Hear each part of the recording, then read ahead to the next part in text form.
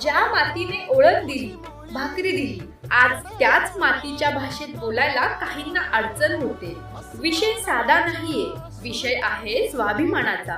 पण प्रश्न असा पडतो की ज्या महाराष्ट्रात तुम्ही वर्षानुवर्ष सेवा देताय, जिथल्या माणसांच्या जीवावर तुमचं घर चालतंय, तिथे तिथली बोली शिकायला एवढा विरोध का? जर इथेच राहायचं, इथेच कमवायचं असेल, तर मग इथल्या भाषेचा आदर करायला काय हरकत आहे? खरं तर जगभरात कुठेही जा, तिथली स्थानिक भाषा शिकणं हा तिथल्या संस्कृतीचा आदर असतो. मग महाराष्ट्रातच याला सक्ती का म्हटलं जातं? दुकानावर मराठी पाट्या नको, शाळेत मराठी नको, मराठी माणसाला घर नको आणि आता रिक्षा टॅक्सीतही मराठी नको. हे किती दिवस चालणार?